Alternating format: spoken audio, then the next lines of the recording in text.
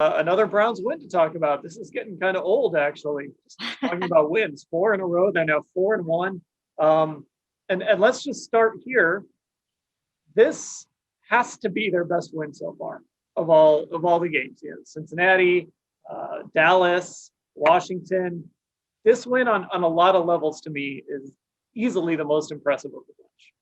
Yeah, this was pretty darn impressive because you had a lot of guys coming through for you and making big plays in, some unlikely guys in some situations. We're used to Myles Garrett making the game-changing play, right? But today you had Ronnie Harrison starting his very first game for the Cleveland Browns in place of Carl Joseph, and he comes up huge with the 47-yard interception return for a touchdown.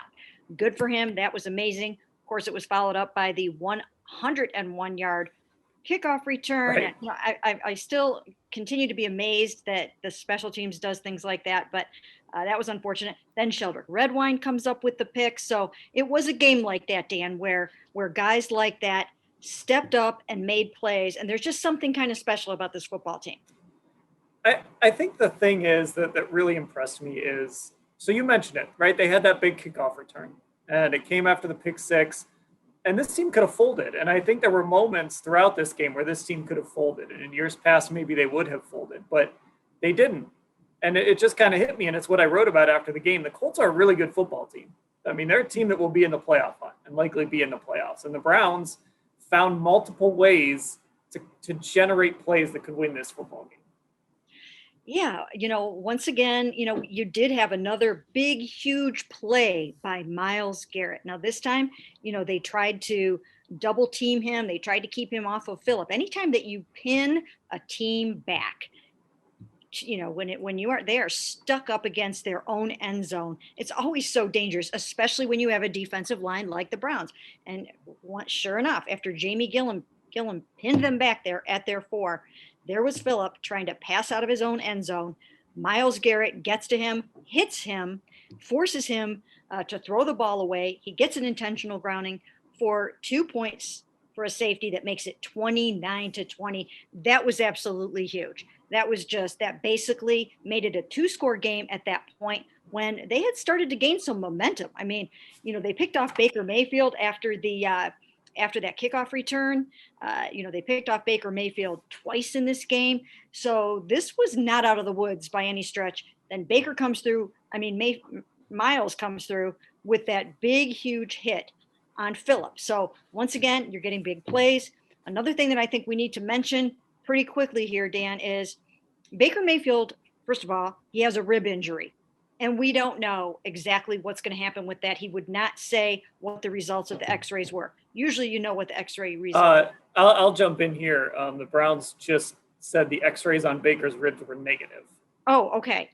So I literally just got sent out. Okay. So x-rays negative. That's a really, really, really good thing. But, he's going to be a little sore. But he talked about how he absolutely played his worst game of the 5 so far. And, I kind of have to agree with him. He threw 2 picks. He overthrew Odell in the end zone a couple of times. He overthrew Austin Hooper a couple of times. He has to play better than this if they want to keep this thing rolling along. And, it's funny, in the first half, especially, he got off to a really good start. And I think that's one of the things that I take away from this game is this team has been so run heavy and so reliant on the running game. And of course, we know Nick Chubb was out today, but it was pretty clear that they weren't going to be able to run the ball early in this game against this team. And I think it's a testament to this coaching staff that they came out and they decided, you know what, we're going to attack this team through the air. We're going to rely on Baker Mayfield. I'm flipping through the game book here. He threw 28 passes in the first half, which, if we're being honest, on a week-to-week basis is probably too many. But that's how they wanted to attack him today, or attack the Colts today, and how they needed to attack early. And I'm just really impressed with this coaching staff that they were flexible and they came up with a way to attack this team differently than they have been.